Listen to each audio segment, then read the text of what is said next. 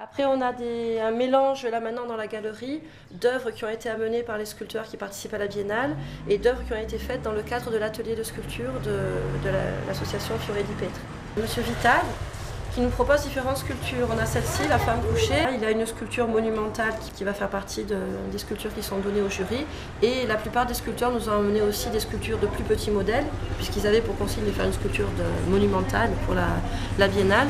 Et les petits modèles, on les expose justement ici dans la galerie. Donc là, c'est une sculpture de Pierre Pardon, qui nous avait prêté déjà il y a 2 ans pour la Biennale. C'était le moment où il travaillait sur du marbre de Carrare. Donc c'était un bloc de marbre de Carrare retravaillé avec sa sensibilité.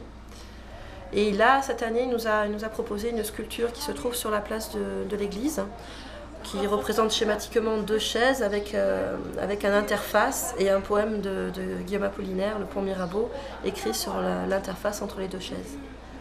Là, c'est une sculpture de Marc Pietri di Quenz, qui représente une de nos sculptrices de la Biennale, justement, Carole Léandre, celle qui a fait le coquillage de naissance du monde qui se trouve exposé à la chapelle. C'est son portrait, d'une certaine façon, qui va lui être offert d'ailleurs à l'issue de la Biennale.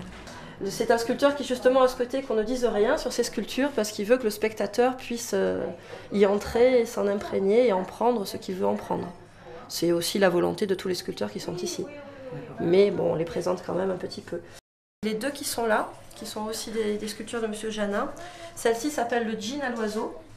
On voit l'oiseau là. Elles sont sculptées évidemment dans des restes de bois. Alors là, donc, vous avez le djinn sauveur, avec la main qui pointe vers le ciel. Et juste à côté, vous avez le djinn lecteur. Un jeune artiste qui s'appelle Pourque, qui a voulu représenter un peu la folie des hommes, et les enfants face à la folie des hommes. Donc l'idée de départ, c'est que ça serait un enfant qui serait dans une salle de classe et qui verrait un bombardement, qui pointe le doigt vers le bombardement qui arrive, qui va les détruire, qui va détruire la classe entière.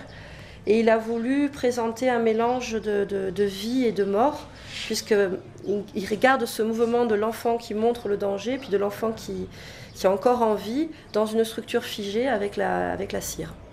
Et il a voulu justement que ce soit une structure éphémère, puisque le passage de l'enfance reste un passage éphémère aussi. Donc il a vraiment voulu cette espèce de poésie, même si ça reste quand même un sujet très triste et dramatique. La sculpture reste dramatique. Donc ici, c'est la sculpture de Marc Pietri qui représente un village entier en réalité, avec toutes les intrications de famille. On voit là la main, on voit un père, on voit une mère, on voit une grand-mère.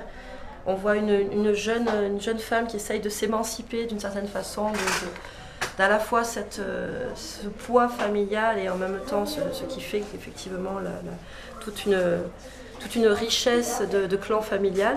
C'est un mélange qu'on peut interpréter aussi comme on veut de ce qui fait un village en réalité, avec ses aspects positifs et ses aspects plus pesants, le cas échéant. Et en continuant là, vous avez encore des œuvres de Marc Pietri, le sanglier qu'il a fait en acier là, et qui a servi aussi de mouture pour faire le moulage en terre sèche, qu'il a donné comme trophée des chasseurs cette année.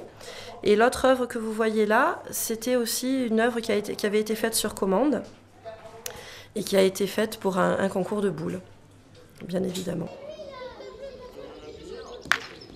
Sur cette planche-ci, c'est Baptiste Manfouet, le fameux dessinateur humoristique qui a fait beaucoup de dessins politiques et beaucoup de dessins humoristiques aussi, qui a participé pendant la période du Riaquist à de nombreuses illustrations de manuels de langue corse aussi, et un petit mélange aussi de chanteurs corses chantant des padiers, et qui aurait été invité à une émission sur le jazz. Donc ça fait un petit contraste. L'idée est de faire un clin d'œil humoristique, bien évidemment. C'est quelqu'un qui, très gentiment, dans le village, nous a proposé des sculptures clin d'œil avec les vélos, puisqu'il y a eu le Tour de Corse cette année. Celle-ci est celle que vous verrez après sur l'étagère, qui s'appelle Christian et qui a voulu participer lui aussi, comme les gens du village ont plaisir à participer à cette semaine de Biennale, chacun à leur façon. Et c'est vrai que le but aussi de cette biennale, c'est de permettre à tous les gens du village, les enfants y compris, d'avoir cet accès à la culture, un accès à la culture supplémentaire. Ça, bien évidemment, ça n'est pas que pour les gens du village, on veut l'élargir à tous les gens qui passeront, tous les gens de Corse et les gens de passage pour les vacances. C'est bien pour ça qu'on a choisi cette période-ci pour cette manifestation, pour que tout le monde puisse y participer et en bénéficier. Non, mais c'est bien ce que tu as fait là. Des aiguilles de Baville. Ouais.